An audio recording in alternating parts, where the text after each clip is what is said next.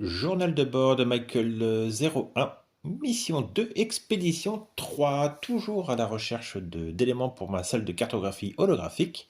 Je me suis dirigé vers ce qu'il semblait être un vestige à moitié enterré d'un vaisseau extraterrestre. Il a été aménagé comme abri apparemment, hein, donc ça fait un petit bout de temps qu'il est là.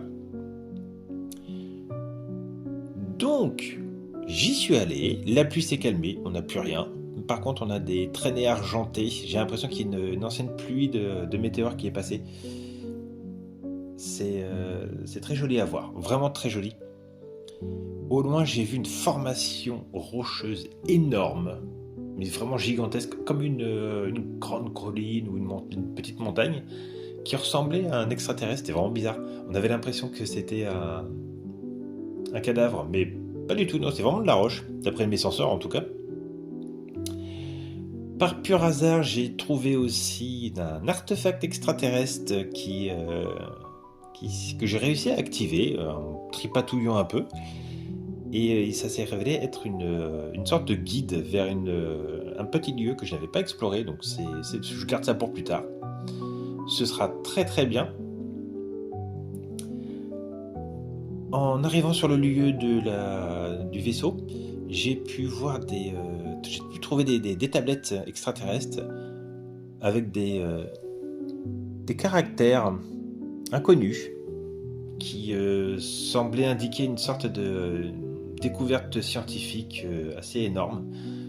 J'ai pas tout compris, mais en tout cas les pictogrammes ressemblaient à des gens qui étaient en extase devant quelqu'un. Donc bon, on va noter tout ça. Et j'étais en train donc d'explorer tout ça lorsque je suis tombé sur une sorte de nuage dérivant d'organismes. Ça bourdonnait un peu, ça ressemblait à des vers un peu en flammes mais bioluminescents. C'était vraiment inquiétant parce que tout ce que ça touchait commençait à grésiller comme si c'était fait d'acide. Et ça me conforte dans le sens que je pense que normalement ces bestioles se sont perdues, elles étaient dans la pluie acide. Je pense que c'est leur environnement et là c'était des restes. Heureusement, j'ai pu changer la composition du gaz. C'était du radion, je l'ai changé pour voir en fait les diriger ailleurs parce que ça commençait à se diriger vers moi et je sentais que ma combinaison n'allait pas tenir le coup. Donc, j'ai pu éviter ça. En fouillant un peu l'intérieur du vaisseau abandonné, j'ai pu trouver aussi un générateur, un peu comme celui que j'avais déjà trouvé. Donc, très facile pour récupérer l'énergie qui a été stockée dedans. Et en plus de ça, à un endroit, il y avait une sorte de champ d'énergie statique qui était présent. Et c'est pareil, ça m'a aussi regonflé mon énergie, donc c'est parfait. Je ne crache jamais devant un peu d'énergie.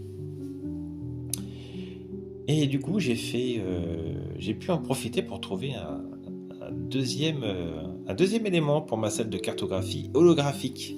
Donc, autant dire que je suis très content. Si ça continue comme ça, ce sera parfait.